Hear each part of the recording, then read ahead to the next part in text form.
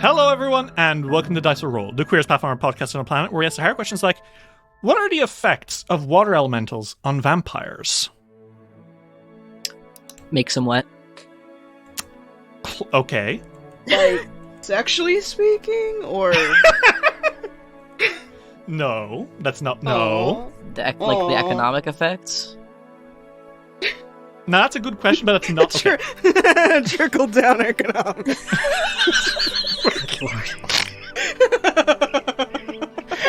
Pretty stupid. Pretty stupid. Fucking kill you. I'm pretty good, you'll find. No, okay, so vampires famously can't cross running water. I wouldn't say famously, but yeah, they can't do that. Is that a thing? I think it's famous because I learned about it in Scooby-Doo, in the fucking Scooby-Doo, specifically Scooby-Doo special, where, oh fuck, it was like a rock star vampire. Scooby-Doo. Oh, the vampire. Australian one. Yeah, the one in Australia. They make a big deal about Scooby-Doo and the Legend of the Vampire. God, the designs in this movie fuck hard. What? Dude, eggs on my face. I forgot that was a thing in that movie. Can a water elemental make like a circular little like river of fresh water? I mean, a water elemental is living water, so if it so chose to, I reckon it could. Then that vampire is fucked. It's staying there. As long as that water elemental can keep doing that, he's there. But the thing is, a water elemental has a fundamental weakness that a regular bit of water does not. Mm-hmm. You can stab it and kill it and make it dead. But you can't cross it to do that. Yeah, but if it's running circles around you, you just with your pocket knife, and eventually it dies. Yeah, What but if does it it kills count you as crossing first? if you put like your foot or your hand on it? I mean, you don't have a vampire could sit by a river and poke at it with a stick, right? Like, it's not like you can't touch the water, right? I mean, I don't really know how this... I've never heard this rule personally. Really, you've not heard of running water? Well, I've heard of the concept of running water, but not this rule now. Yeah, but okay. That's one of their weirder ones. Yeah. There's... I think it's running fresh water specifically. Yeah, I don't... they can get on a boat. It's fine. Dracula famously on a boat. It was, in fact, kind of a big deal that he was on a boat. It didn't end the best, but he got on it and it was fine. Yeah, the water there was not... It's not what kicked his ass. It was, in fact, that the man... was him being a hungry little boy. Yeah, unfortunately, if he'd been a little if nicer... he could fucking behave himself. Yeah! But, they can't be let in... they can't be let in to a house unless they have permission. Oh, dude. Gunslinger vampire just shoots there, just sits there and shoots the fuck out of the river.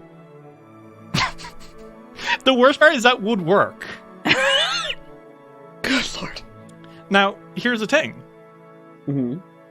Wood elemental, made of hawthorn. Yeah. Vampire don't like it. Mm. That's the vampire killer. A rose, like a plant fleshy that's like a rose. Vampire apparently don't like it.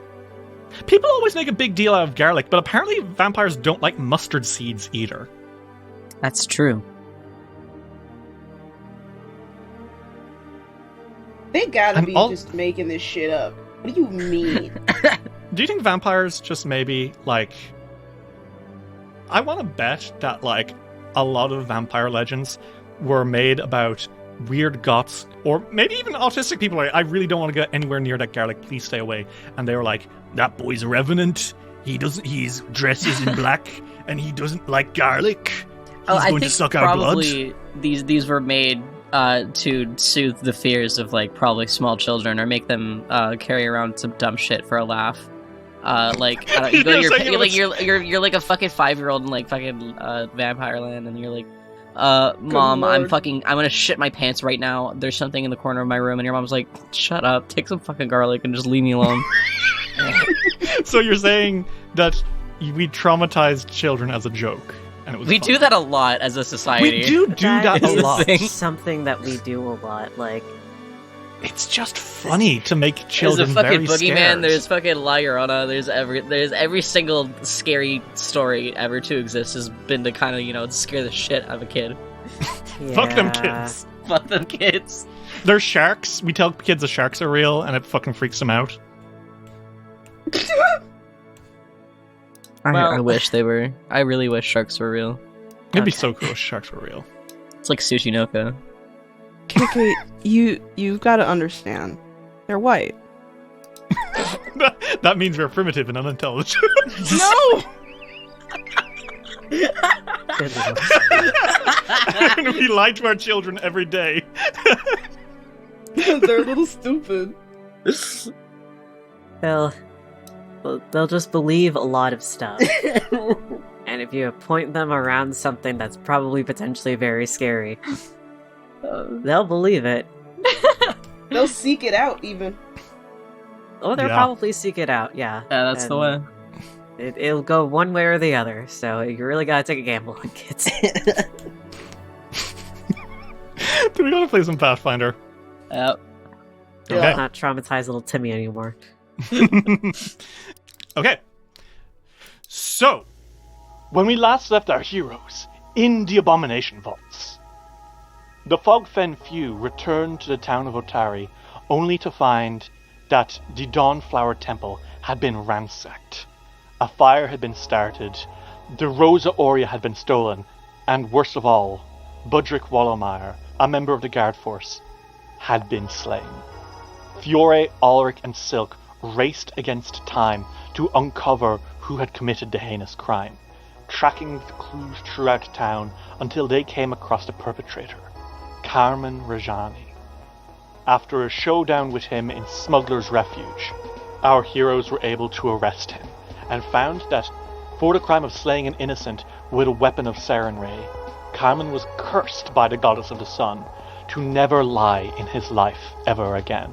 He was taken away, unable to defend himself from the crimes he committed, and the three of you were able to return to your homes, having now finally reclaimed all 4 of the Roseguard relics. So fellas, I want to ask, you ready for some fun? Maybe. Could be a grand time. Maybe. Well, fellas. Clouds hang heavy in the sky over misty Otari. It is cold and slightly drizzly out today. Better than the heavy downpour that came yesterday, but still not as good as it has been in days gone by. The whole town is a little quiet today. This was a much more shocking experience than even the rising of the dead at the behest of the Gauntlet. This was a member of the community being killed by another one. As such, everyone is a little quieter today. But like you, no one in town has time to give up. The shops open and sell their wares. Priests begin work on repairing the burnt down part of the library. And the three of you wake up and get ready to begin your day. Blades for Glades, without Carmen present, is briefly closed, but surely they'll be back in business soon. Today is the 27th of Desnus, a fire day. That is Fantasy Friday. And the moon is waxing today. On Sunday, it will be a full moon. And when that happens, you will need to have cured Jarl Mesman of his werewolf curse. Otherwise, you might be in for a bad time. That being said, you also were told that the closer to the full moon that you carry out this ritual, the more weak you will be to it. So, you maybe don't need to do it today. You should probably be even better off if you wait until tomorrow. It's high risk, high reward, I guess. High risk, high reward. He's more likely to be cured. It's kind of like his guard is being dropped and dropped and dropped.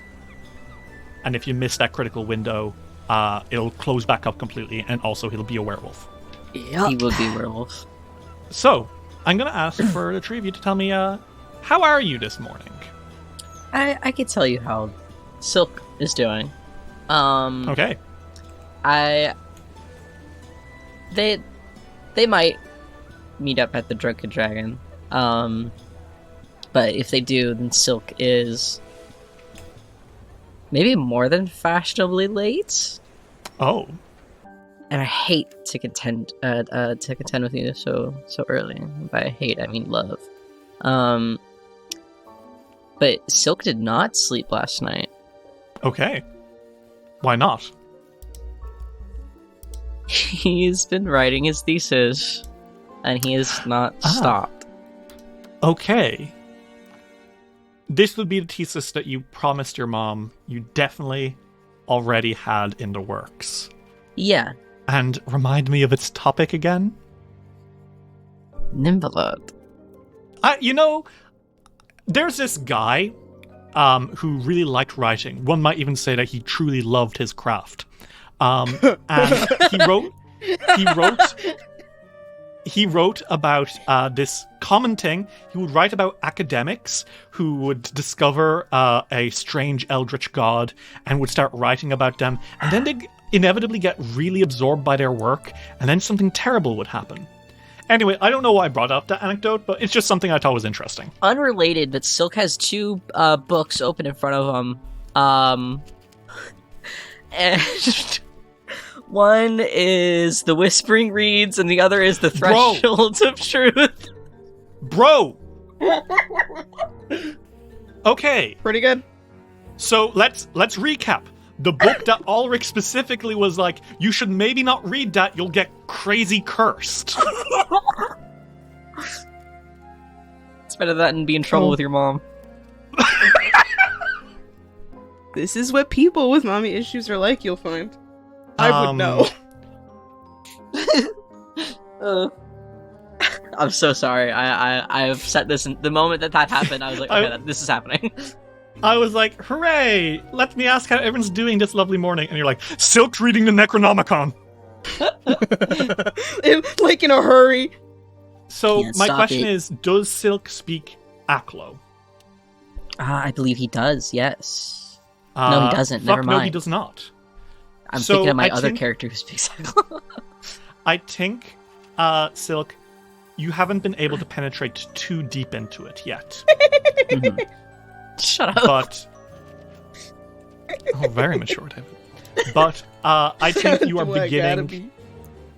beginning the outline. And what I'll say is, if you're gonna do this, I'm gonna fucking draft up a research subsystem and see exactly how much you can learn about it. Okay. And we'll get... For now, though, you have the Whispering Reeds, and you can use it to gain some seriously impressive powers. Mm-hmm. Like, seriously, in combat, I implore you to open the Whispering Reeds and see what some of its powers are, because I guarantee you will have so much fun. Unrelated, do you guys know what type tree fun is? Yes. Just a little... Just to give you an idea of what kind of fun I mean. Yeah, anyway. Type 3 fun. To let anyone who doesn't know what that means in on it, Type 3 fun is having no fucking fun at all. Well, the Type 1 is... This is fun the whole time you're doing it. You could do it again and again, like playing a game or a sport. Type 2 fun is, this isn't fun while you're doing it, but you're glad you did it. It's stuff like skydiving, you know? Or going on a hike, where you're like, this sucks so bad, but it was great that I did it. And Type 3 fun is not fun at all. You might take pride in having done it, but you'd never voluntarily do it again. For example, hiking through Death Valley. Type 3 fun. No one should do that. But that's Silk. Silk, you'll show up really tired. Designer bags under his eyes. True. Ulrich and Fiore, how about you guys? How are you two holding up? Well, he's trucking. Yeah? Yep. He's alive, and that's what we should be glad about.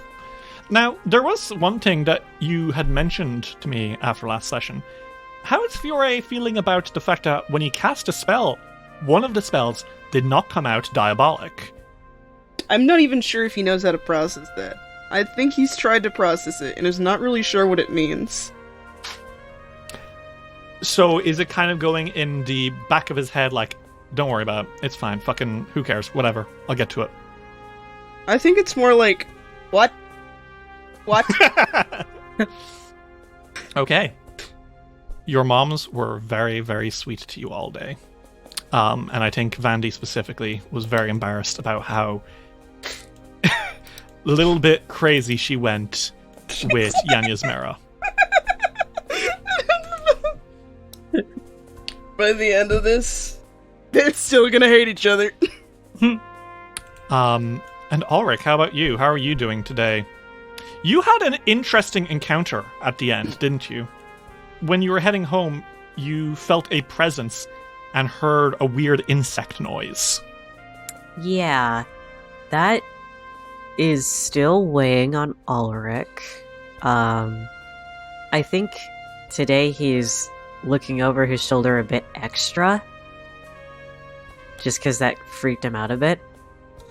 And because of that, I'm going to make you roll a secret perception check, please. Okay. Yeah, you're fine.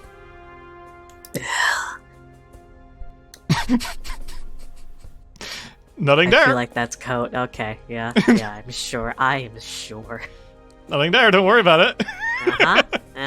Yeah. Yeah, you rolled really high. Don't it's fine. You're pretty sure there's nothing there. Okay. I will say another thing is you did sleep amazingly well, weirdly well, even. Okay. And I mean, I think you have been ever since you bought that Staff of the Dreamlands. Oh. I see. It's just you've been sleeping really clearly, really nice. Okay. How does Ulrich feel about all of these things combined? Because there's been some weird shit happening with you. The others have their own stuff, but you have your own stuff too. How is our little bard doing? I feel like there's just a lot of stuff happening, just in general. Mm-hmm. And Ulrich's just trying to take it one step at a time. Is it kind of like, I'll deal with it when it becomes important? Yeah. He's gonna Just end up with eye bags too. When it starts to become more than just my issue, okay, then... Oh no. Yeah. Oh no. So it's fine so long as it's not bothering anyone else? Is that what you're telling me? Yes. Oh, Rick! No! Like, it's not bothering anybody else, it's just my problem. So if it's just my problem, then it's not really bugging anyone else, it's only mine to deal with. Yay! Bro. Fun! Okay. Oh, so you're gonna have to fucking use the Wolfsbane tomorrow. That's another thing to add. Another thing to add to your plate. Yeah, he's thinking about that, and he's like, okay, I have to figure out the safest way to process all those. So, you all meet up in the Drunken Dragon looking like shit. I think literally Evanwer and San exchange a worried look. Jenny Rumwall is squinting at you because you guys just look dour. Mrs. Venkervale, who Lazda hasn't gotten back to work, surprisingly enough. You know, I think he hasn't come back to his job. I think it's Mrs. Venkervale who's still in charge for now. I think she is definitely the most concerned looking, and she keeps coming over and refilling your water way too much. That's not even her job, but she's right about you guys. Aww. She's kind of pouring drips. Yeah. You guys take a sip and she'll immediately be back over. That's so It really funny. is like that. As you're all sitting around the table, Borbo speaks up and says, Well, everyone, today we get to go back into the dungeon and have a great time adventuring. Yippee! Ah, what a joy. Yes, I am so happy. I am glad to go back. That's a problem I actually understand. It's familiar. Borbo is able to go into places in dungeon he has not been. It is great. Borbo is usually only allowed on 2nd floor at very most, so going even deeper is like, yahoo, here's what I was missing. I'm really happy that you get to see stuff that you weren't allowed to before. Yeah. It's fucking German. Just stay on top of my head, yes. Yeah, of course. Are you all, feeling very, very good? Yeah? Yeah. I'll be okay. Yeah. Feeling wonderful. Borbo is convinced. I'm glad. I think Silk does kind of pick up Borbo and usher him atop the brim of his hat. And he's like, Well, that opens a new chapter. We don't know what's down there, but let's be careful today. I don't think any unnecessary movement should be had. That's fair. I agree. We're finally heading deeper, though. More to uncover. Mm-hmm. It'd be good to figure everything out. So just to be clear, Silk's not telling anyone he's reading the fucking Necronomicon. Ulrich's not telling anyone that he's hearing, or he's sure he heard a giant bug stalking him. And Fiore, you're again bottling up your emotions of, fuck what I've been through. Am I on the right page with everyone? uh-huh. You guys are great. Yeah. I love that all of you are like, the others don't need to worry about it. It's fine. If you X-ray into Silk's bag, the Whispering Reeds is in there, along with his Astronomicon. But he he like puts his hands on the table. He's like, How about before we head down, we pay a visit to our friend? Also, I'm talking about Atari. Oh, yeah, we could do that. He'd be glad to know. That we've got everything together. And I'm sure he could use the entertainment. That is fair. Should we bring him something new? Maybe a book? What genre would he like? I feel like... I don't know. I'm not the good one at finding books that people would like in my family. Maybe he... Adventure? Well, I mean, he does that for a living. Well, I guess I like those books. But... I guess I could snatch a trilogy or something off of the shelves in my room. That'd probably be a good idea. Oh, it's like a book club.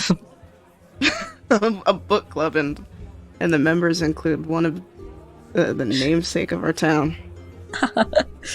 Well, he joins or he stays there forever.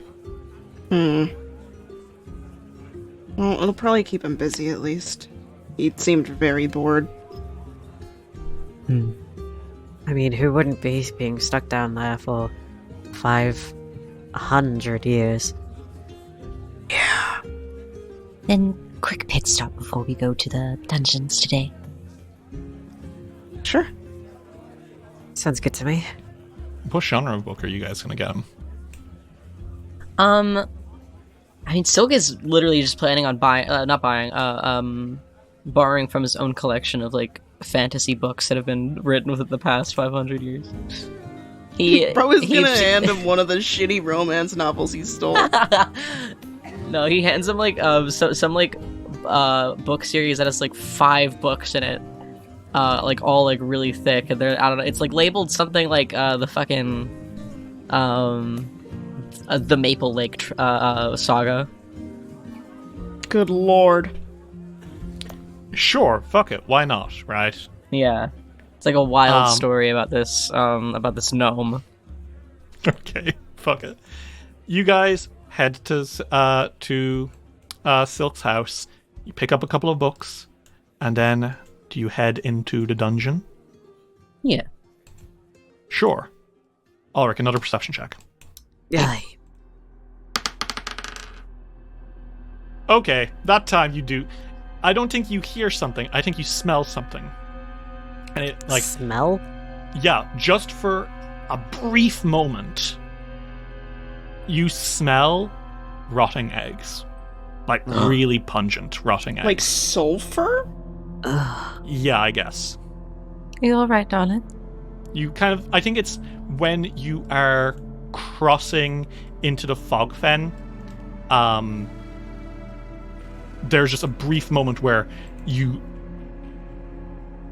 can smell a hint of it in the wind, and then it's gone. Did either of you smell something just now? Not really. I mean, just food. Drink. I thought I got a whiff of rotting eggs or sulfur, something. Out here? What? Out in the wind.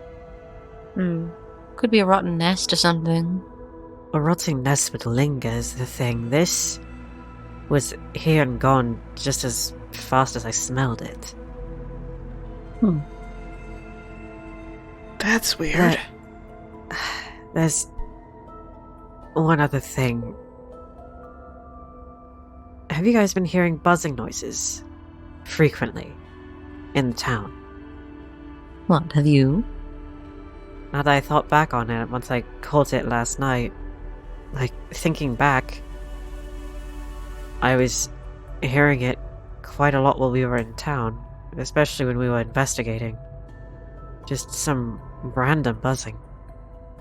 Random buzzing. That's bizarre. I want both of you to make me a perception check now as well. Okay. Now that Ulrich mentions it. No, you definitely have heard more, like, insect sounds over the last, like, week. But you didn't really think too much about it. Mm-hmm. It's just kind of been in the background. Huh. It wasn't really a thing when you were journeying, but definitely around Otara you've been hearing bugs more. Maybe we have been hearing things? I don't know. I think I just attributed it to being in a more rural area. Well, maybe that's not the case. I guess. I didn't really think about it. But I suppose we were all so busy with the investigations that it just didn't really seem all that important, but after hearing it so much last night, on my way home, I don't know, it was unsettling, to say the least. no, that would be pretty unsettling. That is unsettling. Oh, well, do keep an ear out for it. Both ears, definitely. Since I woke up, I've been making sure to keep an eye over my shoulder. Then I will too, and maybe not now, because we're going in, but we can ask around whenever we're in town, if anybody else has heard anything bizarre. Sounds like a good idea. So, with that little nugget in mind, do you guys want to make your way back into the dungeon? Yeah. Mm-hmm. Okay. Something I should remind you, because, as well, is that you guys do have something else you can do when you go into the dungeon. You don't have to do it today. Maybe it's not something you want to manage right now. But you do have the Awakened Portal Ritual. You got it in some of Volok's notes. Oh. And that would allow you to do a ritual, which would take like a good few hours, to basically wake up several of those portal rooms you've found through the dungeon to let you fast travel instead of having to take the fucking stairs everywhere. Oh. Now, like I said, you don't have to do it today. Maybe today you just want to fucking get down to the 5th floor. But if you wanted to unlock that, that's something you can do. You can do it, or you can just go to the bottom. What's the plan? To me, Fiore literally just wants to be doing things in the dungeon, no matter what that is. He just would like to go back to normalcy for him. I think that's probably maybe does bring it up. And he's like, We could spend the first half of our delving today waking up those portals so it's easy to get down next time, but it will take quite a while. Oh. That is a thing that we need to do, isn't it? Mm-hmm. I feel like if we keep putting it off, we might end up never doing it. True. My thoughts exactly. I suppose we get it out of the way and I do all the rituals. Oh. I'm so tired. Are you okay?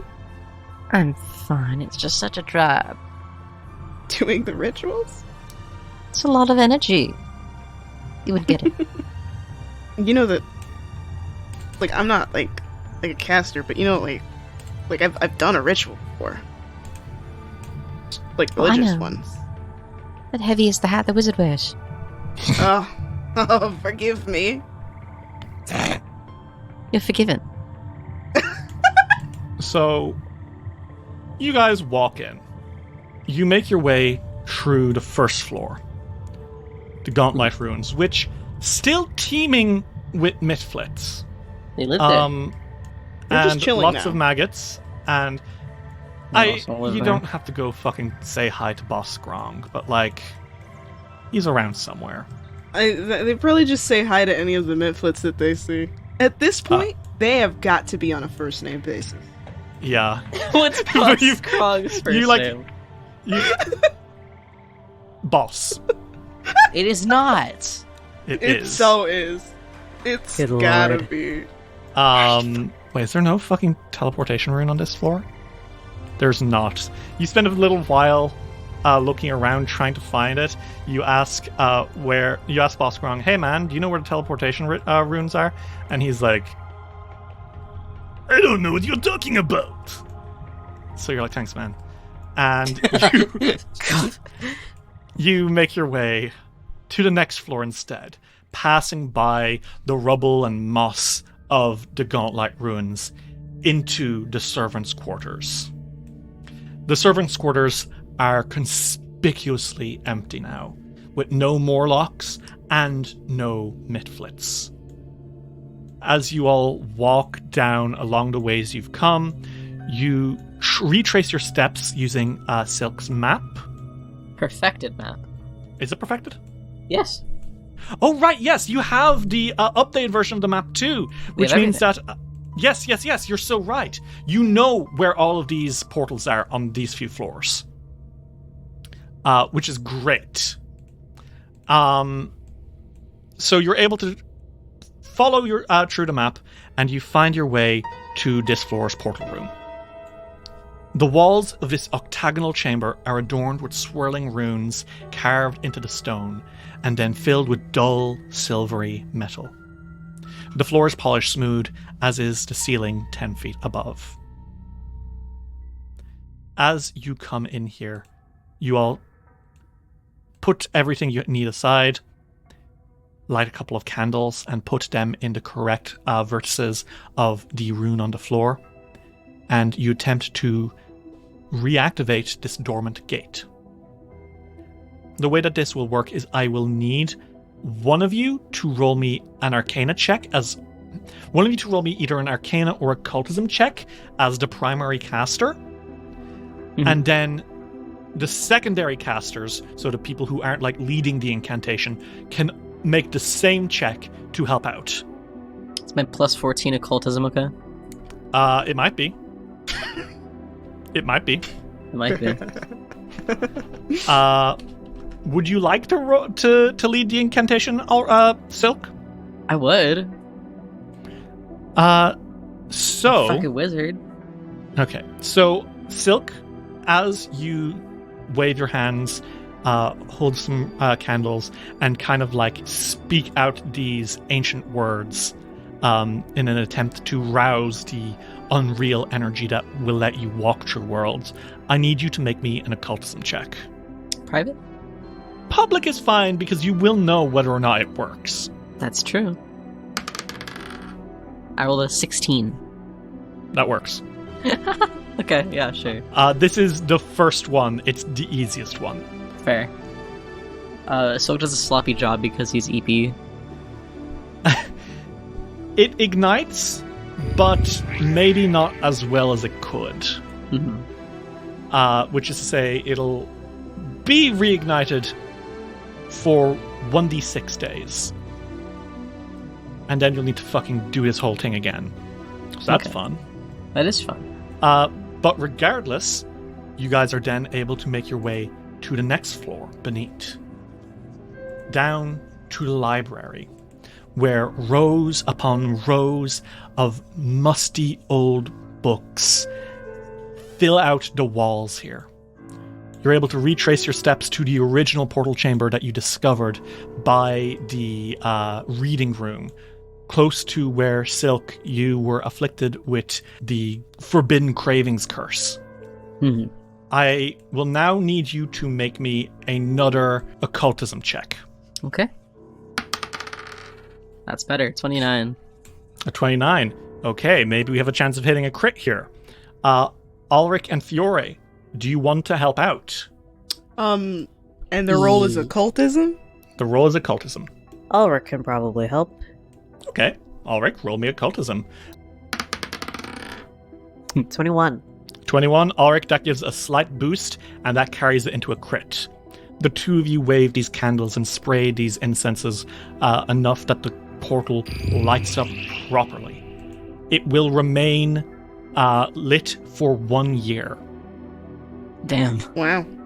And, well, actually, no, even better. Because the other side is awakened, the portal can be used normally and won't deactivate. So, great. It's like this forever. Good work. The first one, unfortunately, you're going to need to go back for. Regardless, with that in mind, you now head out to Belcora's retreat, the floor below, where dripping water comes down from cavernous walls and secrets of the past where Volok and Belcora ruled as king and queen here kind of flicker in and out of your vision. You spend some time seeking out this portal, and you find it just off of the room where you encountered Volok Azenray. Mm-hmm. And you make your way inside, and guys, I would like you to make me another occultism check, please. Okay. 28. Holy shit. Nat 20. Damn. Okay, that does push it up to another crit. Ulrich and Silk, the two of you are doing this, but I think, Ulrich, you nearly, feel yourself coming into really almost like a trance as you're doing it. And you come out having done it in no time at all. Meaning that this portal also will not disconnect from the network. So far, only one of them is going to need you to refresh it later. Annoyingly, this is the first floor, so the one you're most likely to go back to. It's okay. Regardless, with this in mind, the three of you have reconnected your way through all of them, and you're able to make your way back to the pavilion where you fought Jean Mesmin in a little underground lake, past the dead sewer monster that lay south of it, and into the cave where Otari Ilvashti's ghost lies. What do you guys do as you approach? How are you, doing this? As they approach, Silk is taking all of his bookmarks and sticky note, actual notes off of the book. How are you going to do with the wet water? What's the plan? Silk forgot about that. He stops right in front of it and is like, What's wrong? He looks back at Ulrich. Bro. Come here, sweetheart. It's okay. Oh my god. Thank you. Just sighs with a smile. So, you guys... Well, Fiora, you wade into the cavern. Ulrich, you carry Silk. Yeah, Fiora does not care. And the three of you make your way back to the little stone island where Otari's ghost awaits you. And indeed, as you approach the skeleton, a spectral figure rises.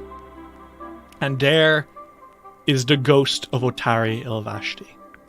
And he beams as you come out and says, "Well, lads! Hi. How have you been? these last few months? It's been so long since you visited. Well, it's actually only been a week, but... You're joking. But you were gone for so long, though. Well, we have good news. Yeah, what's the crack? Bro made him Irish in that moment. Fiore is like, well, we have all of the relics. You're joking. Mm-hmm. Not at all.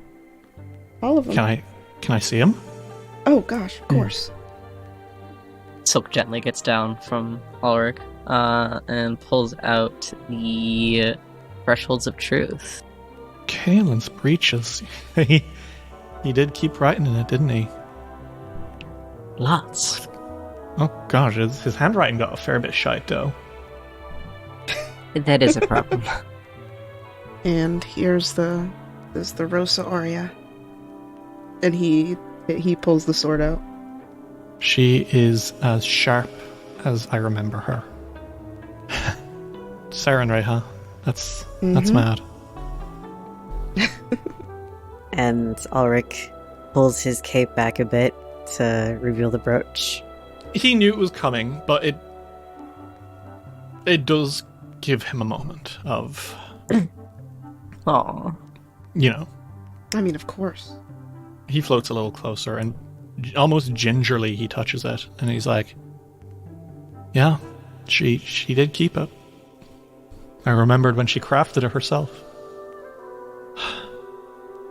500 years.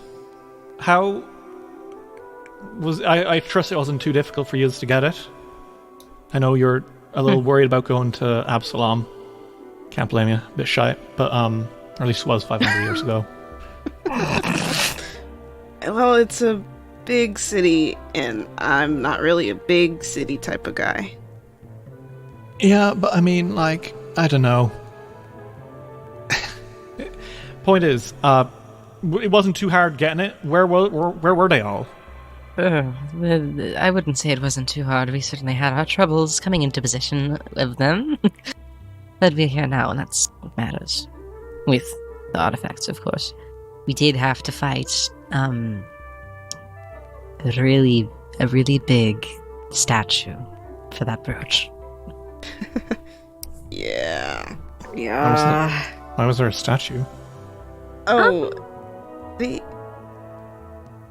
hurt. Actually, we might be able to ask him about this. Oh. What do you mean? Do you know? You see, the mayor is the person who... the mayor's the one who is the descendant of her, and he let us, or he told us where it was, and it was in their... They had a whole little mausoleum, but in the mausoleum, there seemed to be runes stopping the undead? Like they thought that she might be undead or something? And it's similar for Samavdian too. What about fears about becoming an undead? Was there something that happened that, I mean, you clearly were not with him while these fears manifested, perhaps, but maybe you know why they manifested.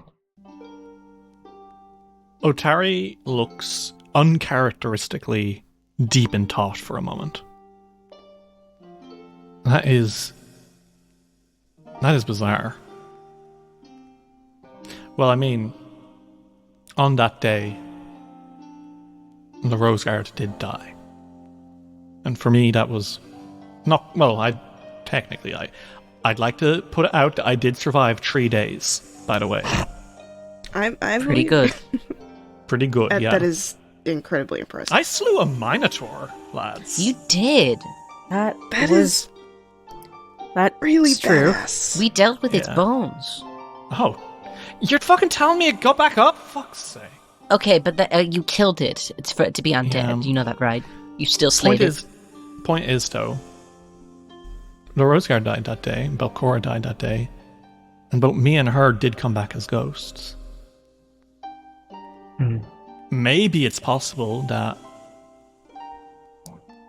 it wasn't just the concept of the group that died. Maybe something terrible happened to our souls that day. Maybe they were only half of who they were after what those dark magics that Vilcor used. Because I will be so blunt, lads.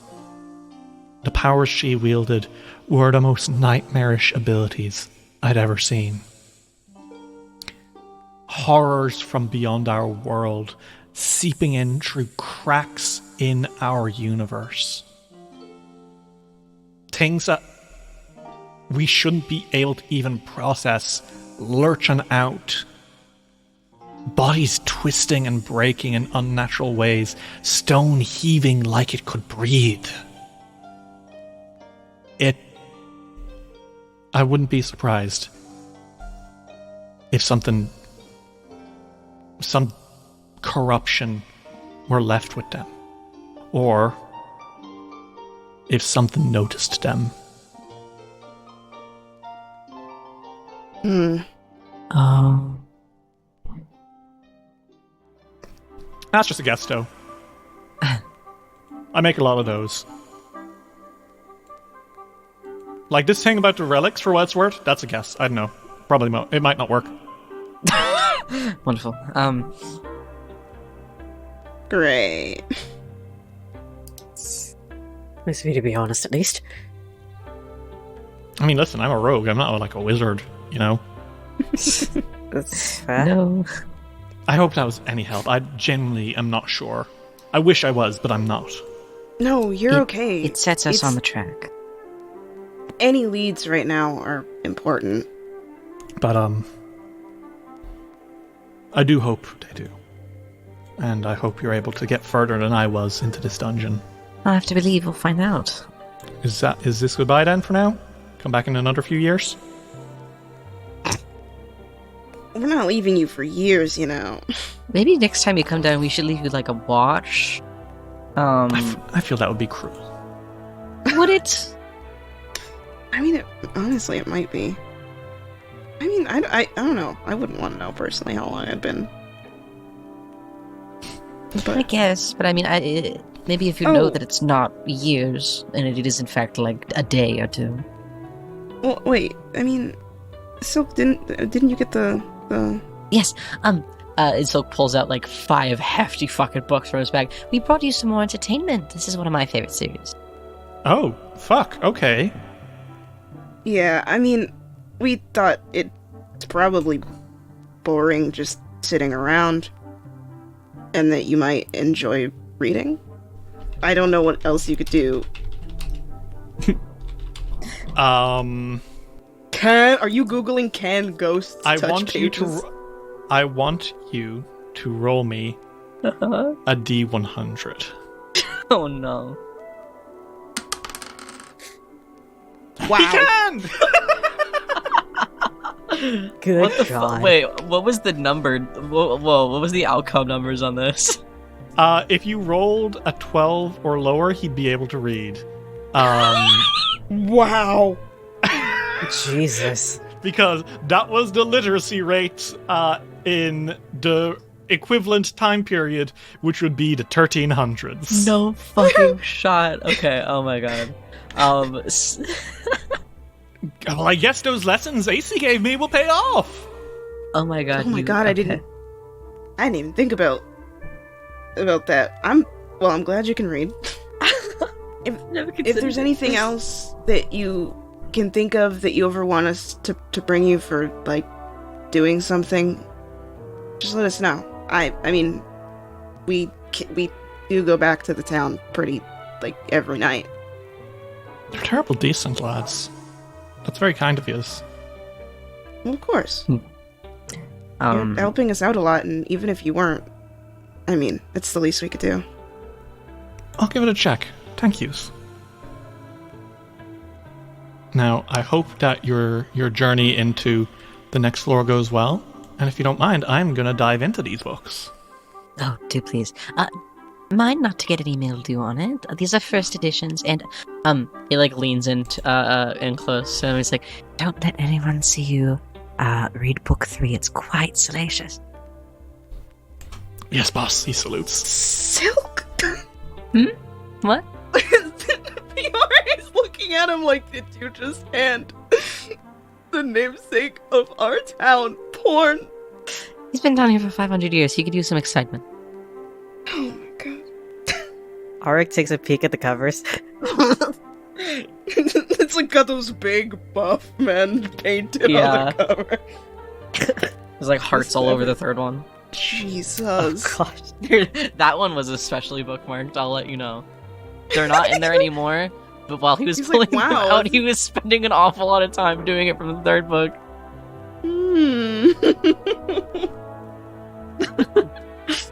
Jesus. So, you guys wade back out of the tunnel, and Otari settles down by a good book to read through it. You make your way back out into the main corridor of this floor, and you find yourselves standing across from the Ghost Walk. It is a long, long corridor with stone sarcophagi carved with tormented, emaciated figures standing upright in alcoves along the walls. Eerie blue light glows to the south, strong and vibrant and awful. This is the Ghost Walk, the wall of force, essentially, that prevents the living from making their way through. As the three of you stand there, you each brandish a relic. Silk, you hold the Threshold of Truth, the spellbook of Zarmavdian. Fiore, you wield the Rosa Aurea, the scimitar of Volrajani. And Ulrich, you clutch the Dove Brooch, the symbol of Aesafana Menhims. And Borbo pluckily raises the Kalen key, the skeleton key of Otari Ilvashti. It's a bit spooky, isn't it? Just a little. A bit. Let's just stay close together. Let's just hope it works. Do you guys want to step forward and test that hypothesis? Yeah. They're holding hands. They're holding hands. The three of you step forward. The droning sound of the Ghost Walk gets stronger, and you feel a cold sweat starting to go down your faces. You take another step forward, and it gets louder and more powerful, and you can feel the vibrations in your bones. But at the same time, the relics begin to warm up. You take another step forward, now on the threshold of the Ghost Walk. You feel your heart pumping in your ears, and the relics growing almost unbearably warm. And you take another step forward. And as you enter into the shimmering light, there's a crackle of lightning through you all. And then there is a flash of blue, of green, of white, as the relics of the heroes who bested Belcora interact directly with the awful soul cage made of those heroes who were slain by her. Victory coalesces with loss. And then justice prevails. And the Ghost Walk is destroyed. And now the stairs down to the next floor lie hungrily beneath.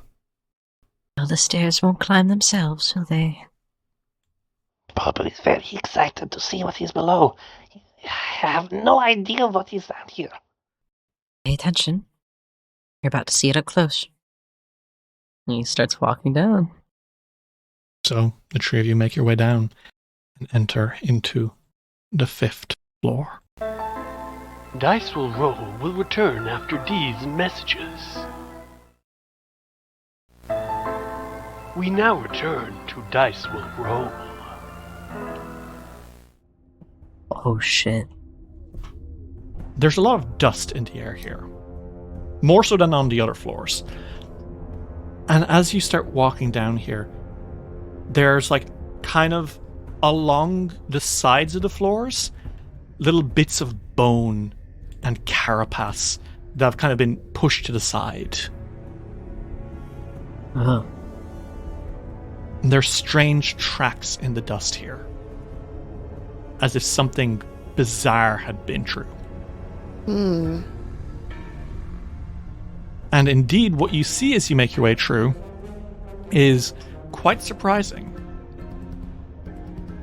Because as Fiore's light penetrates the darkness, you come across something maybe a little bit unexpected. The crumbling staircase leads to a cracked and badly stained mosaic tile floor. To the south, a walkway encircles a round, gaping pit. And as you approach the handrails along the sides of the pit, I don't think any of you are expecting to see what is below. More floors. It is a giant spiraling staircase that leads down maybe 80 feet to 2 other floors beneath this one. And there is nothing stopping you from going deeper. No joke. Whoa. A twisted iron banister follows the edge of the walkway and the spiral stairway that clings to the edge of the pit. The acrid smell of chemicals and rot, with just a tinge of sulfur, wafts from the pit's darkness. Strange, echoing moans echo up the shaft. And I want you all now to make me a perception check. Silk, you flinch for a moment because you hear something very muffled and very far away, but you swear you hear it for a moment. Mm-hmm. Lute music. His head like flips around to the direction he heard that in. The pit. Huh.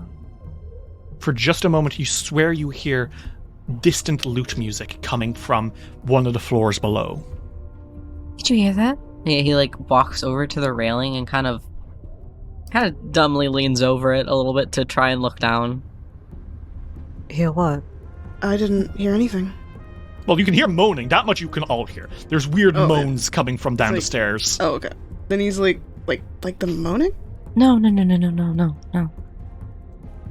There was music. I swear I heard a lute. Oh. Really? Mm-hmm. Ulrich. I think Ulrich listens a bit closer.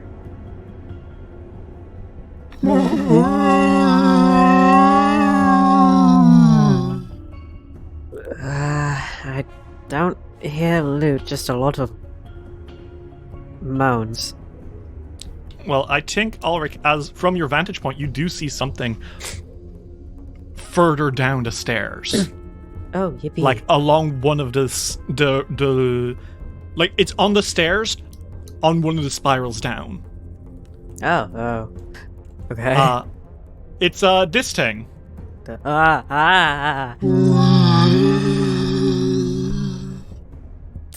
Slithering along the stairs a little bit lower. Head locked up towards you guys and slowly, very slowly crawling up is a Grothlut. The half-human, half-slug monstrosity that was once a person. God. This thing, the Grothlut, you met one of its kind earlier, the one that the Morlocks were keeping as a pet. Yeah, I remember that. Well, it is slowly trying to come up the stairs towards you guys. Oh, shit. It was on the floor below, it heard you talking, and now it's like... And as it crawls up the stairs towards you all, a maddened look in its glassy eyes, you hear further moans echoing through the corridors as more of them are coming to get you. Everyone, I would like you to please roll me some initiative. Ew. Silk, top of the order is you. The Grothlut is coming up the stairs, slittering and squirming and groaning. What the hell do you do? I want to use Dazzling Bullet. Dazzling Bullet, tell me about it. Your tricks discombobulate your opponent, leaving spots in their vision from the bright flash of your gunshot. Okay. I can attempt a performance check against the target creature's will DC and make a ranged firearm strike against the target. If it deals damage to the creature and I succeed the performance check, they are dazzled for 1 round. Okay, well, make me that performance check. Let's see if you're able to kind of get the jump on this guy. Nope, 10.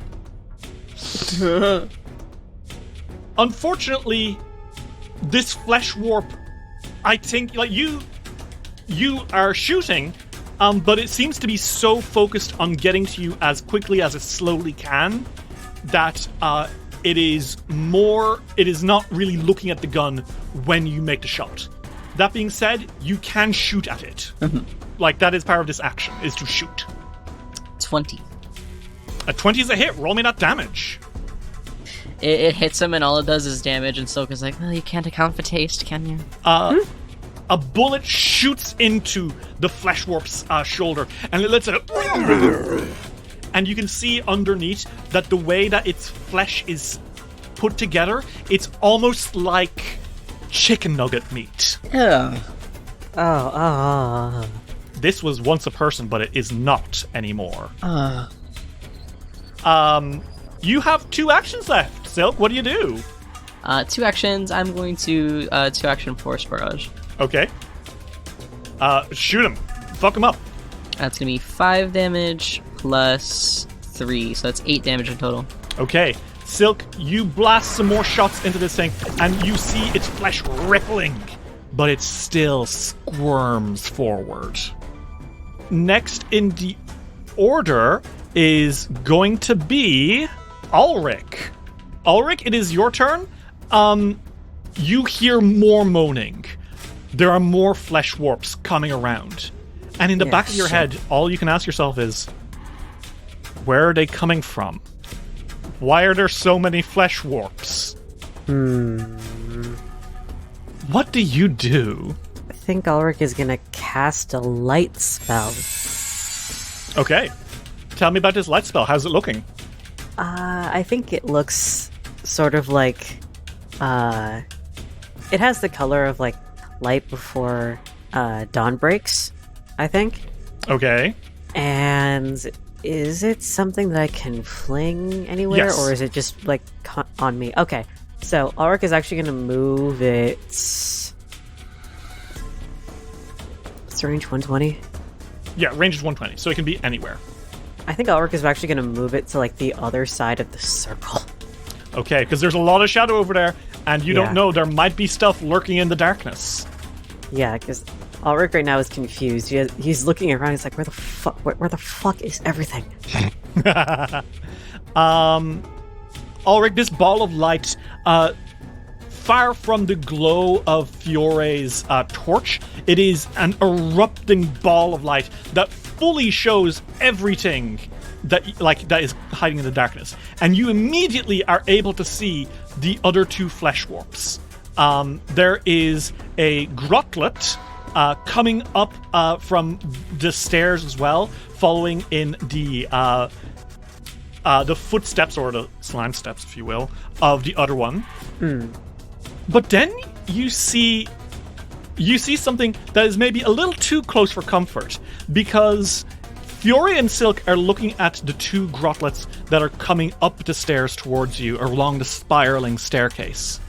But your light sheds something on one much closer to them, because Fiore is only a few feet away from an open doorway deeper into the dungeon, and crawling from within is a third Grothlut, and I don't think Fiore has necessarily seen it until that light spell comes down.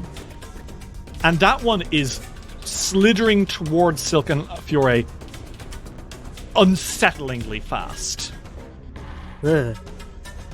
These 3 slug monsters are making their way up fast and hungrily. And you have one action left, Ulrich. What do you do? I think Ulrich might actually start with Rallying Anthem this time. Okay. So, Ulrich... Go the defensive option. Yeah, Ulrich, how do you warn... Is it like a song of warning? Like, oh, watch out. Oh, watch out. Or how is this working? Yeah, it's kind of like a warning of like, this isn't the only one. There are more. Keep your eyes open. Ulrich, your song induces the others to keep an eye out just in time because it's slug hour, fellas. The Grothlut who's furthest down the stairs is coming up. And as it comes up the stairs, its moaning gets louder and louder and louder.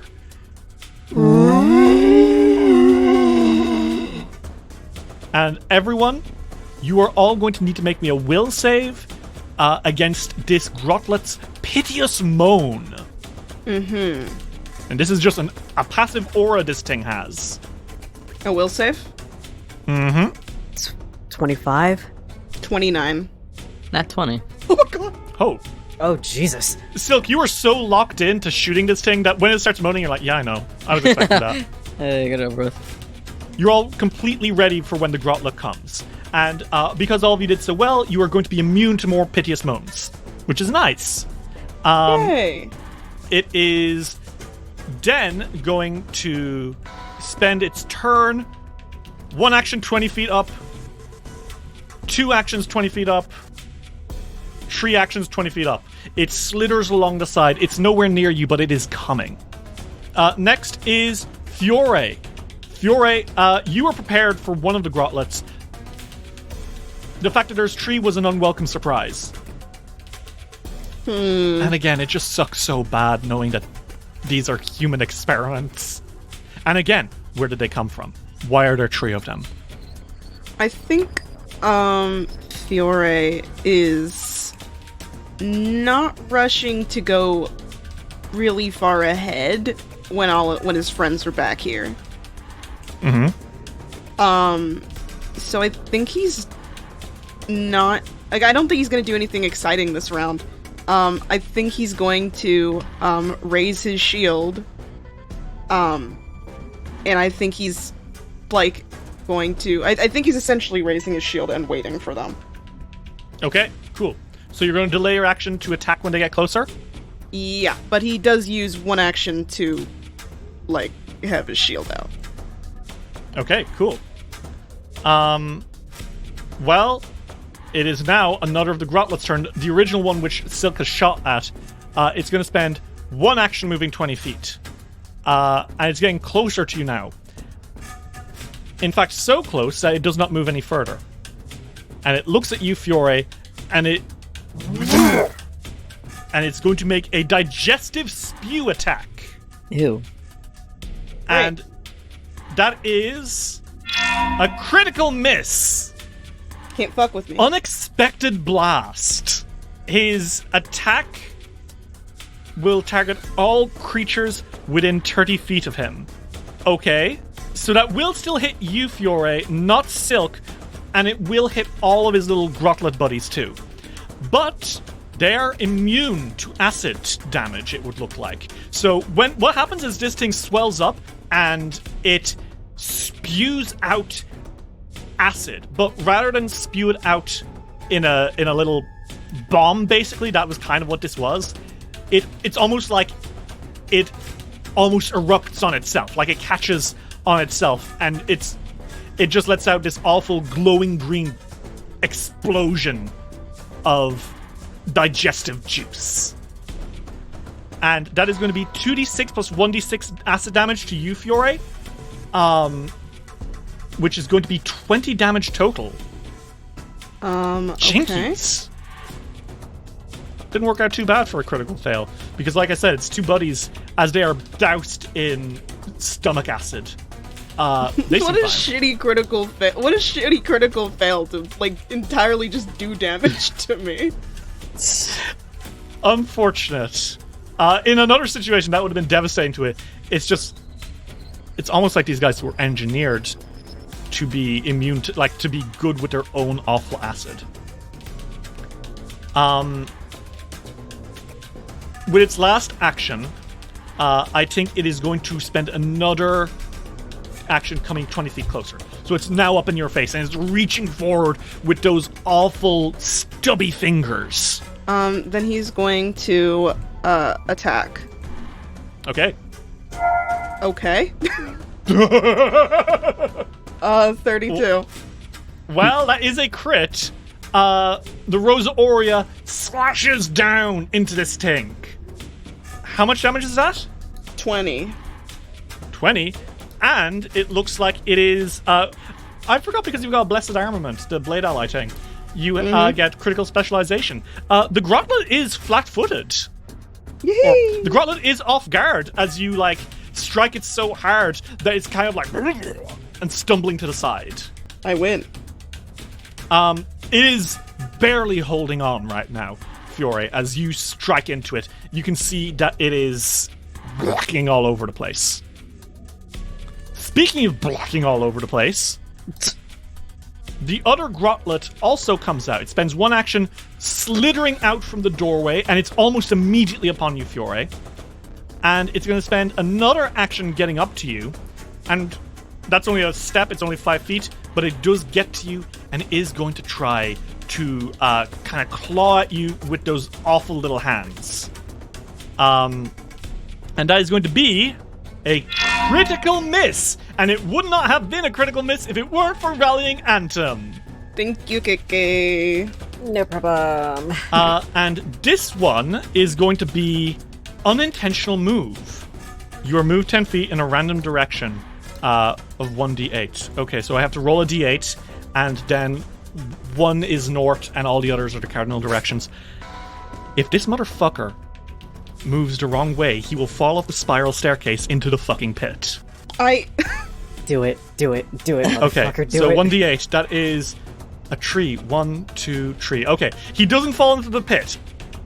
But I think what happens is he lunges at your shield, Fiore, and you fucking back him off, and he is knocked sprawling backwards into the wall, and he kind of into it with like a weird sluggy sound, right?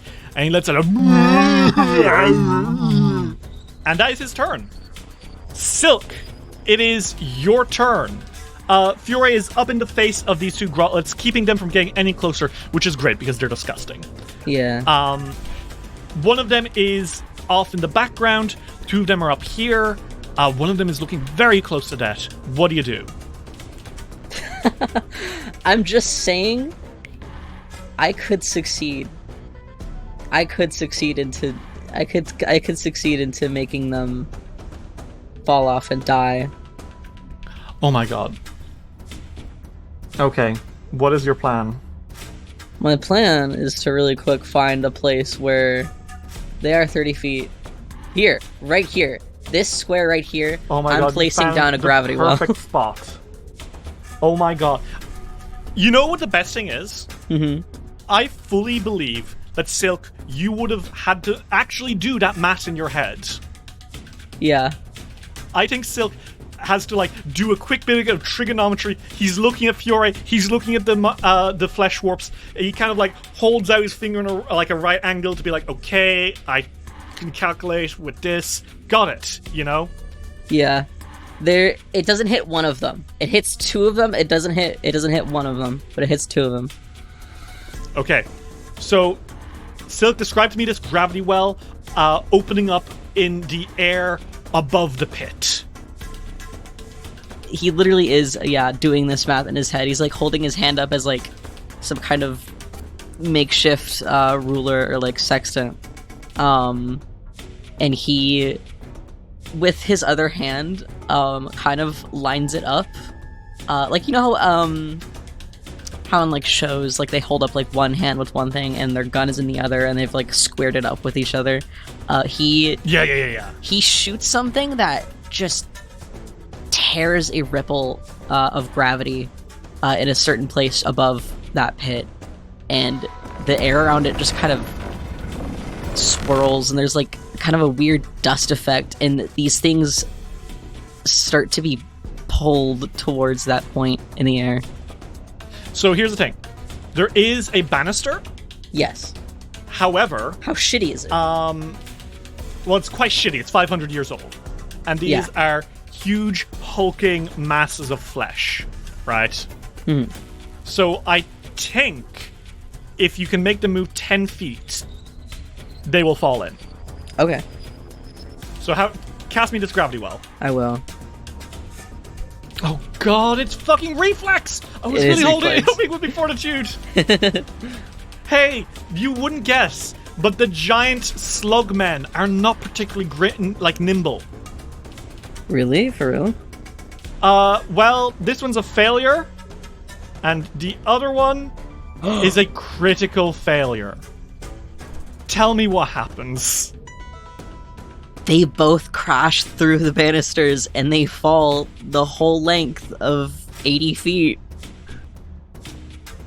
They're not even near an edge, so they can't grab an edge. Silk, they are both yanked over the pit, and they both let out an awful roaring as they are pulled out over the pit, and then they fall 80 fucking feet, and they collapse. They plummet through the air like stones, and you hear a wet crack on the bottom floor. Very, very far away. Gross. Take a hero point for insta-killing 2 of them. Thank you. You've 1 action left? That's true. Handed the apprentice on the last one. Okay, go for it. Shoot him. 19. That is a hit. Roll me that damage. 10. You shoot him, it lets out a little groan, but it's still slithering back towards Fiore. On your hat, Borbo says, Holy shit! And Ulrich, it is your turn. Fucking Christ. I think Ulrich did a double take for that one. That was That was impressive. Hey, Ritz, that was really good. Thank you. one's still slithering. I think Ulrich is gonna try to shoot twice at this thing. Okay. Ulrich, you levy your bow, you point, and 26. 26, that is a hit. Roll me that damage. And this continues your rallying anthem. 7 damage. Okay. And shoot again. That is enough for a hero point, maybe. Shit.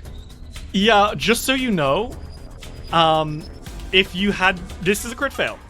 I just looked at your card. Would you like to know what would have possibly happened if you had not used a hero point here? What would have happened? Your item would have been launched in a random direction out of your hand. Oh. You are right by that pit. Oh no. 24. Yeah, that's a hit. Roll me that damage. 4. 4 damage. Alright, you shoot twice, and this thing is not looking great. It is like the arrows are kind of absorbed into its swelling body. Rallying Anthem is back online, and you don't know who you are. You don't know why you're here. All you know is that you must kill. Fiore, it is your turn. The Grothlut is just out of reach at the moment. It's not looking great. What do you do? I think Fiore's gonna take a step, like a step closer, and then I think he's going to attack. Okay, go for it. Oh my god. Nat 20. Ayo. Well, roll me that damage, and the crit card you get is across the eyes. The creature is blinded. Okay. How much damage is that? 18. It's not looking great. It is, in fact, near death. Fiore, how do you do this? I think that... I mean, I don't know. I really think... I think Fiore is just, like, in the zone. This is something he understands, so he's a lot more comfortable right now. I mean, not the monster specifically, but Fighting knows bad how to guys fight. in a dungeon, easy. Dealing Yeah. with Carmen, not easy. Yeah, that is 18 damage. You cut across its head, and it lets out a wail as both of its eyes are like it is covering its face. It can't see. You've done a nasty. It is near death. It is wailing and groaning and in anger and hunger and cellular instinct. These things don't have minds. They're just clumps of flesh that were once people. You have one action left. What do you do? I think Fury's gonna try to hit again. Okay, go for it. 18. If you had not got him off guard from your crit, that would have been a miss. Well, Roll me that damage. 12. Fury, how do you destroy this thing? I think that Fiore is just like, I need to put this out of its misery. It doesn't want to exist. It's literally just moving on instinct. And I think that he, spots a weak spot on it and just, hones in on that. Fury, you bring your scimitar and slash across its gut. Green goop spews out of it like a damaged water hose. And then as it dies, the worst thing possible happens. Mm-hmm. You know when you squeeze a tube of Fulgur into a ball, and then... Oh. This thing Akira's in your face. It swells and it balloons, and then it just explodes in a deafening blast of goo. And that is a 30-foot emanation.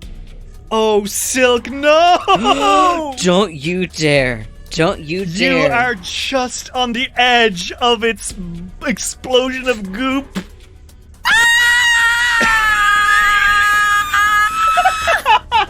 I need all of you to make me a fortitude save, please. 30. 14. Attorney, that is a critical success. Fiore, you're good. You quickly raise your shield, and you block that goo, and you're completely clean. Can Ulrich make a reflex save to potentially take Silk out of it? So you're asking to lunge into the goo, is what you're saying. Get down, Mr. President! I mean... I will allow it because, Silk, you did fail. And maybe Okay. Ulrich can at least make it a success. Okay. Make me a reflex save. If it succeeds, you will take damage. I will let you know. Come on. Fuck! That is actually literally the DC. Oh my god. Ulrich, you see this thing explode, and you lunge for it, and you fucking tackle Silk down and pin him to the floor, and you are both covered in goop. That will be 1d6 acid damage. That's 5 damage to both of you. Okay. Thankfully, you're not sickened. You're just a little ouchied. Silk, this would have been extraordinarily bad had Ulrich not jumped in. Now you're barely dirty at all. Oh, that's true love. And he is pinning you down. He's on top of you and stuff. Whoa. Yo. cut the cameras, turn it. Mixed bag of emotions. That's probably one of the grossest things ever. Hot Asmar. I don't think Ulrich thinks about it, in the moment, immediately when the explosion is done. He's like, are you okay? Get back to me on that. I'm not quite sure myself. Hello. Blinks, sees the position they're in. Face goes red. Hey, are you guys okay? Oh.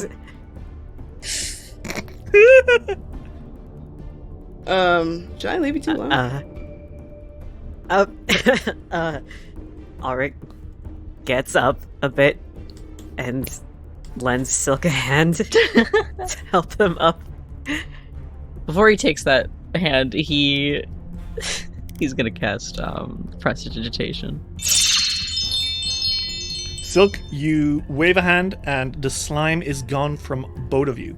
Fiore is completely fine. Sorry about that. That's okay.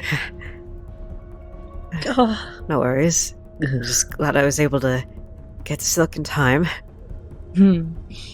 My savior, thank you. Oh, that's still so gross. Oh, I can't get it out of my head. I can't even be happy for myself. Bulbo has no idea what this was. Those are those things from before, right? Pure? Yes, they are flesh warps. Ugh. They were people once. I guess it's not too much of a surprise that they're down here, below the Ghost Walk. There was one above the Ghost Walk, which is troubling. Yeah. Wait, Undead can walk through it, right? No, that thing is alive. Oh. They're not Oh. undead. Those are living things. I thought they were undead. They're not undead, my friend. They are alive, just not the same kind of alive as they were before. That's unfortunate. Yeah, when a creature is turned into a flesh warp, they are not killed. That is crucial to the process. They are kept alive the entire way. Oh. I see. That's like, I have no mouth and I must scream. Oh, God. Well, if it makes you feel any better, their ego died a long time ago. I fucking guess, man. I mean, sure, but still. Good lord. In a fun note, I'm pretty sure they are a playable ancestry. Oh yeah, you can play flesh warps. Oh shit. And again, where the fuck did they come from? Why are they here? This is really bad. I don't know that I want the answer, but the question very much stands where these things are coming from. I don't know. At some point we might find out. But if we can put anything that's suffering to rest, that's a good thing in the end. True.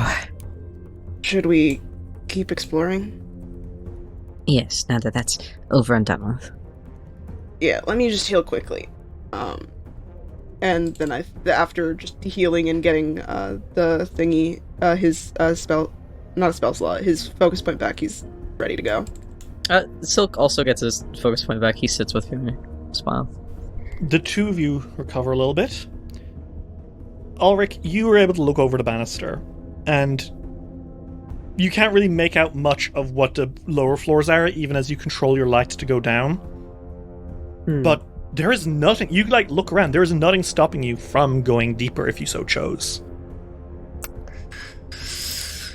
Well, these next few floors seem relatively open. We can go through them as fast or as slow as we want, really, so how fast do we want to take this? Well, I don't want to go so fast as to miss anything. Don't know everything about what's going on, and I feel like it's better to be as prepared as possible. True. We should elect to do this as we have been doing. I will say, you do notice, Ulrich, that very faintly in the center of this giant spiral is an almost imperceptibly thin beam of light coming from deeper below. This shit again. It's the light that was coming from the very bottom of the lighthouse. This room you're in is another subterranean floor of the lighthouse, and that beam is the beam that would become the gauntlet if there was someone hooked up to the prism. Gods. Well, I found more of the light. Oh shit. Huh. I'm deathly curious to see its origin. Me too. So am I. Let us start with this floor. There's 2 ways. 3 ways I can see us going. Well, there is the open door. And on the other side, another. And down the middle, he points towards the south. A 3rd. There are 3 doors, one to the left, one to the bottom, and then the open one to the right. Where do we If we wanna don't go? want to double back around, perhaps we should go to the left over here. Or our right. Yeah, we can do that. Sounds good to me. Let's go. Ulrich, are you bringing your light with you, or are you dispelling it?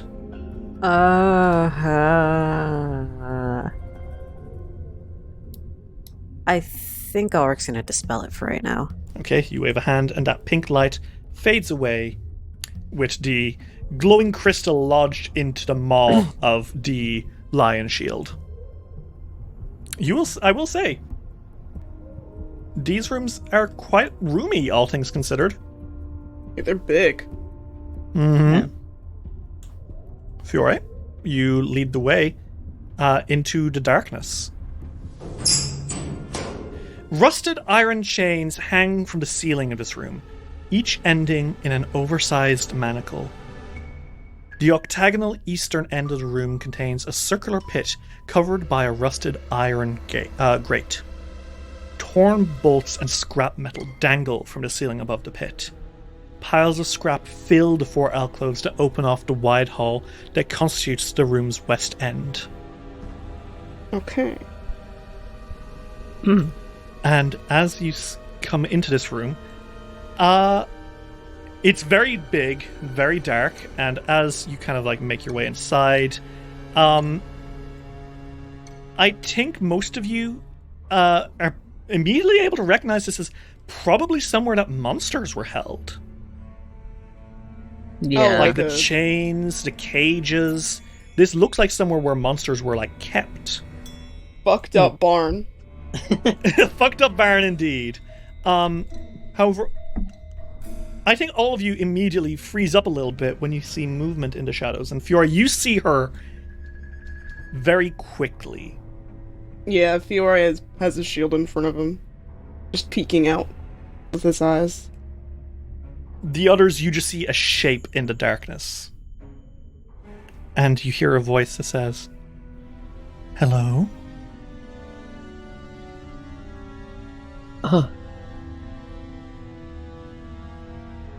A woman steps forward, if you can call her that. "Hello? Have you come back to me, my dear?" And she steps just into the edge of the light, and you all get a good look at her. Fellas? Okay. What the Yeah, of course. fuck is that? Okay, Luna. Slay. She is scary as hell, but also... Okay. Alright. This woman, she is tall, much taller than you, Ulrich. I would say, like, bordering 7 feet. Good lord. Jesus. Alright. And painfully slim.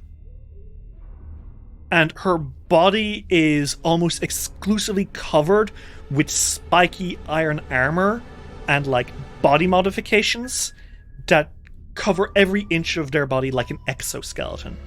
Almost like giving them the appearance of a weird anthropomorphic insect. And then on their face, they wear a golden mask with beautiful art of androgynous human figures with chains spilling out of their stomach. This person steps forward, and I think, Fiora, you immediately get a shiver through you. Mm-hmm. I want you all to make me a religion check. Whee! Okay. All of you recognize immediately the weird sensation you feel is very familiar. She's one of them You things. felt it. She's one of the tangs? Do you want to make the guess, Ritz? Yes, like that blue lady. Well done! Take a fucking hero point! I can't have any more. Well, you got a thumbs up! Not thumbs up. Silk, you recognize that, yes, she is a Velstrak, a torture fiend. Is she like Iron And- Maiden themed? That's so cool. She is kind of an Iron Maiden, yeah. Literally. But you, I think, specifically recognize her as she's a Justa Ostiarius, which is like, they are the emissaries of the Velstraks. She is kind of like a guardian of the Netherworld and the real world. Mm-hmm. They not only escort other Velstrax into the world of mortals, but also work to entice mortals and beings of other planes to work with the Velstrax. From which these jobs are very often not ones other people come back from. They are among the most pleasant and persuasive of the Velstrax, and they're ready to talk for hours upon hours on any topic, and they are skilled at returning again and again to the subject of the delights found in their perverse philosophies. Oh.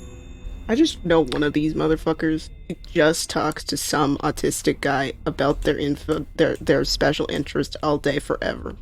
Nothing else happens. It's just that. She steps forward and she says, "Oh, you're not him."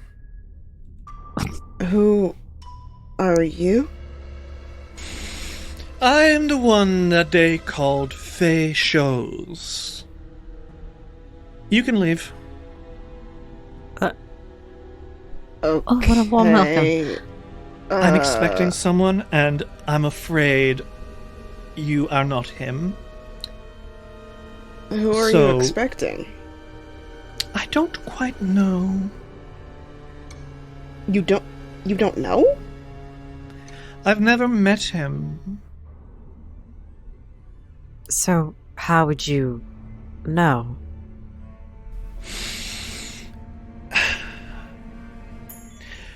And she kind of paces and says, "Do you know what true boredom feels like?" Because when I was alive, I knew true boredom. I think I'm feeling it right now.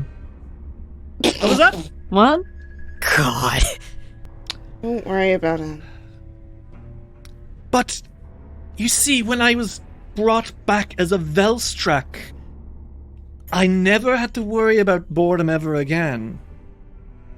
That is until negotiations with the sorceress Harovex fell into limbo, leaving me to languish in the dungeon for uncountable years. Harovex? Belcora Harovex. Oh, his surname. Okay. I've been terribly bored, but as of recently, about a few years now, I've been terribly excited. Because you think someone's coming down. We have a visitor in the dungeon. A visitor? Yes.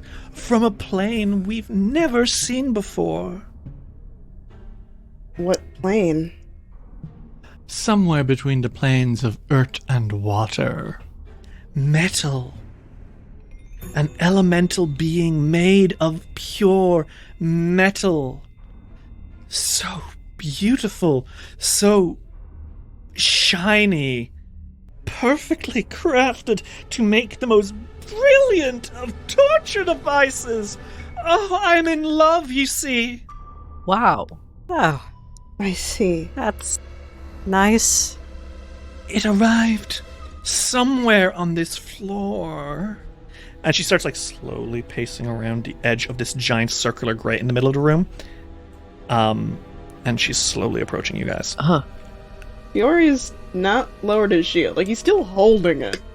I just know that if we were introduced, we'd be unstoppable together. I see.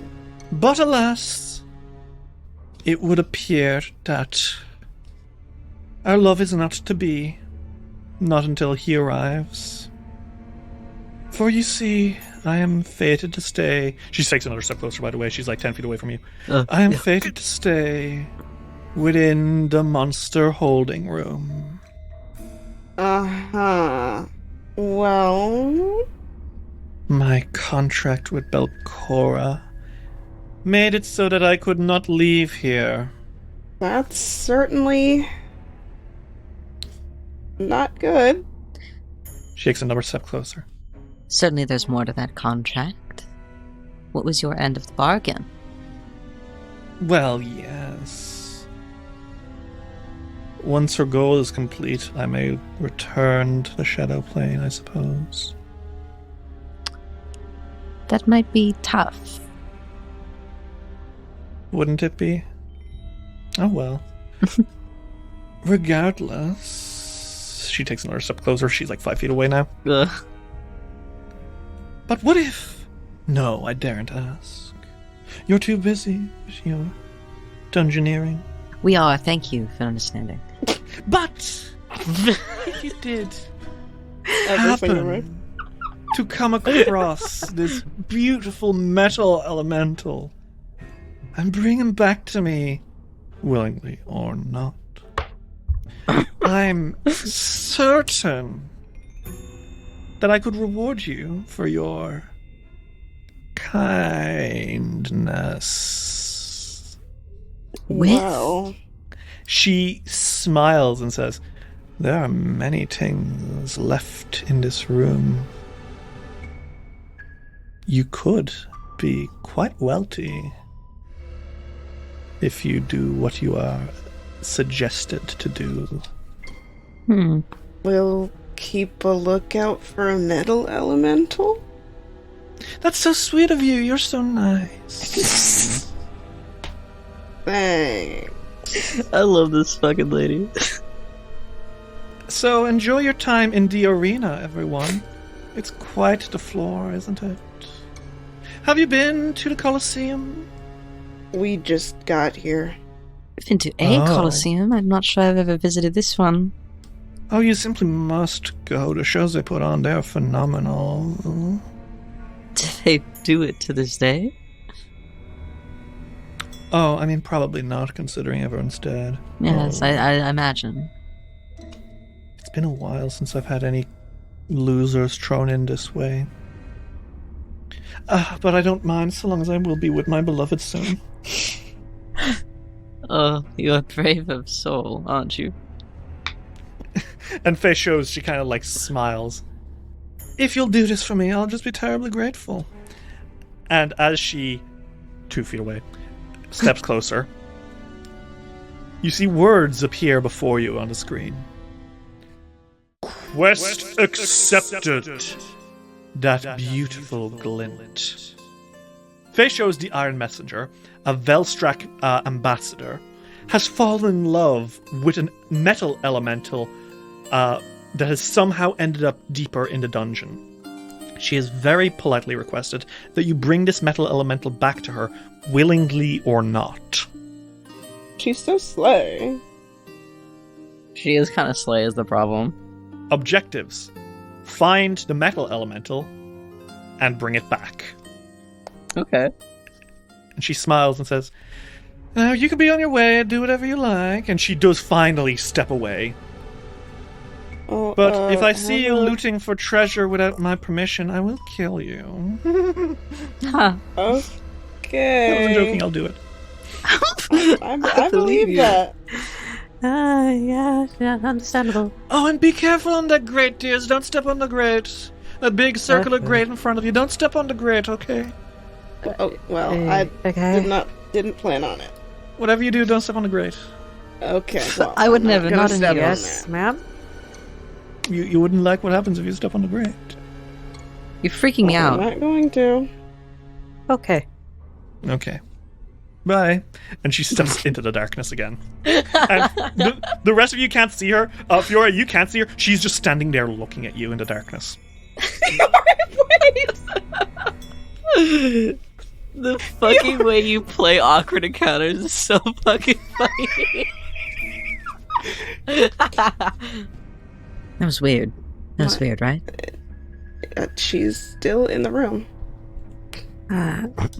He speaks a little louder. That was weird. It wasn't. Oh my god.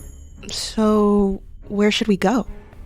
You should go to the arena. It's so nice. She's stepping back into the light. You should go into the arena. It's so nice when they put on shows. What direction is the arena?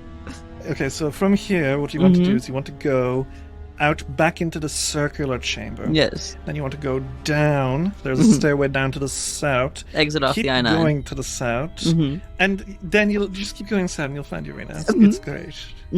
Okay, bye. And she steps back into the darkness and Bye. continues staring at you. Okay. He looks like is she still Like she's just out of sight. okay? Sorry, seeing Silk turn around and walk back the way you came was the funniest thing I've ever seen.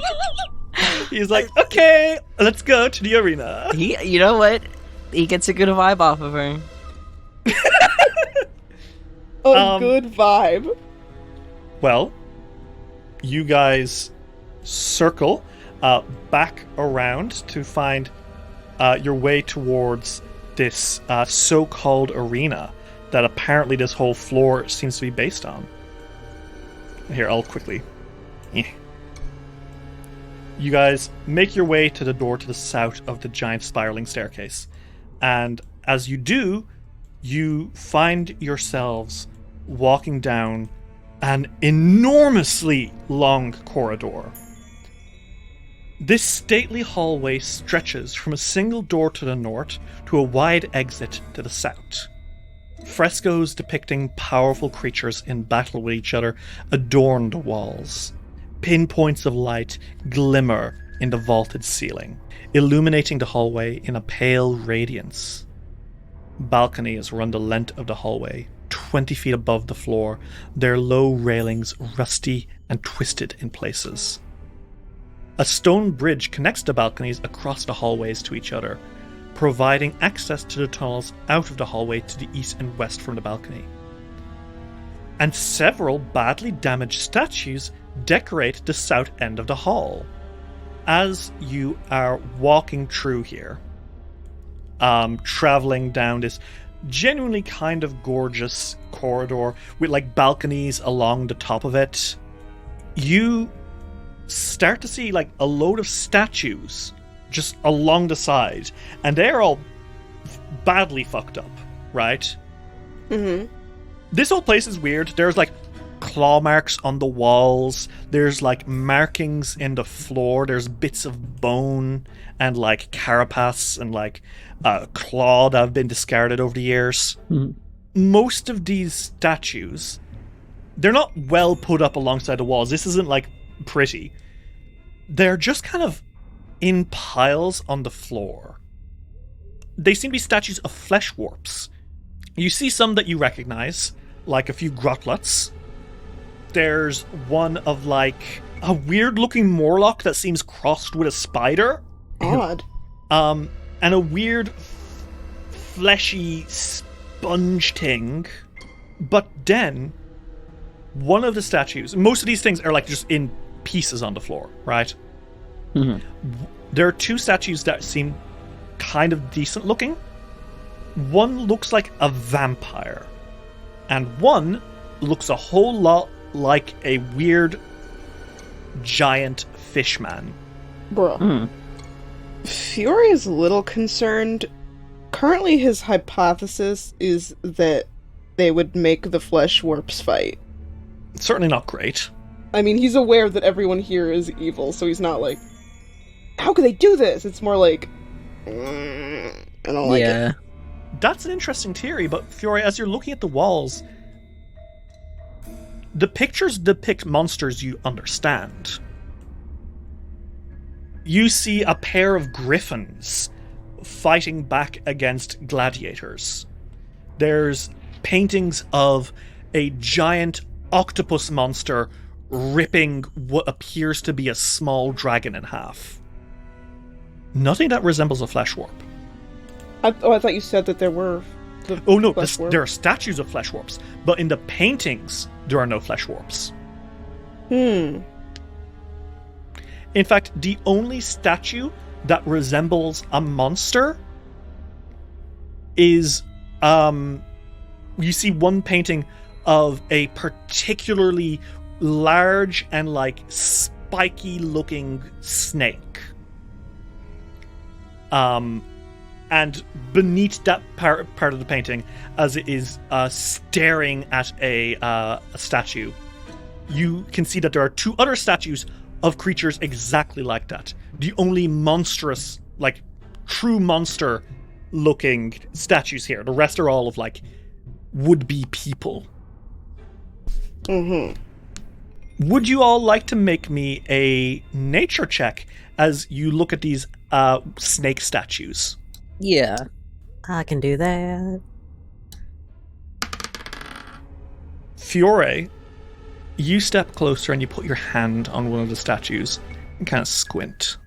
And Ulrich, you realize a little bit too late that the painting on the wall of this snake creature staring at a statue is actually a depiction of a man being petrified by a basilisk. Oh. And Fiore, as your hand is on this thing, the statue, quote-unquote, blinks. Fiore raises the shield a little more. What you assumed was a statue shakes itself into being awake, and so too does its mate. And as its eyes flare, Fiore, you feel your grip on the shield tightening, and your blood starting to grow cold as it stares at you, and you can feel it trying to petrify you where you stand. Ulrich, Silk, and Fiore, the three of you have already rolled initiative against the basilisks as they surge forward, delighted to have found new prey so quickly.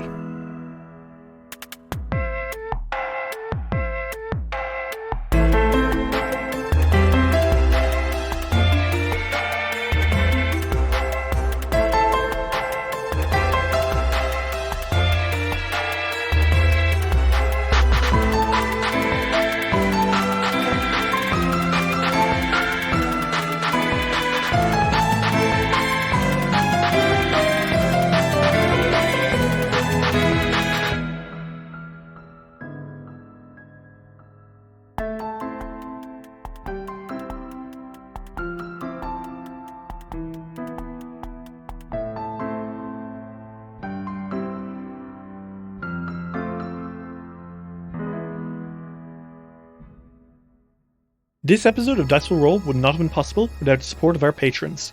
River supports artists. Put that shit on Skibbity. Horror Fan. Lightning Scar. Dr. Caesar MD. A Potato. Derpy Gamer. Quinlan Boss. Princess Alavi. Emily is Gay. Dexton. Meow Mai. Abigail Wallet. Knight the Werewolf Teacher. Ashley. Actually a Bot. Violet. Soul Grease Lobo. Phoebe Jeebies. Daisy Gilliam. Lux Rexus. Tony Saunders. Mita. Arave. Silk's Mum, Farrick Falcon, Luis Loza, Aries, Alexander Crizzle, May Cohen, Skyly, Genuinely Tricked, Transgirl Trish, Bahal Punyon, Matthew Wilson Krasnovich, Tillen Shark, Glitch HD, Jay Snoops, Jonathan Love, G. Barbera, Luke, Gideon, Simon Strange, Seth, Kira, Lichterlope, Gizmo, Cass, Vale Makalov, Ava, Rem T. Bright, Lonesome Chunk, Steph, Sean C., Natasha Lumley, Rhiannon C., Ellie, Jenna Mitchell, King Kendrick, Sky Evangeline, Triceratops, Anna Maria, Jordan, Emily Laderna, John the Bookworder, and Dame Valerie III. Special thanks to Phoebe Jeebies, whose Patreon character, Faye Shows the Iron Messenger, debuted this episode. If you'd like to see what you can get for helping us keep it rolling, check out patreon.com/dicewillroll today.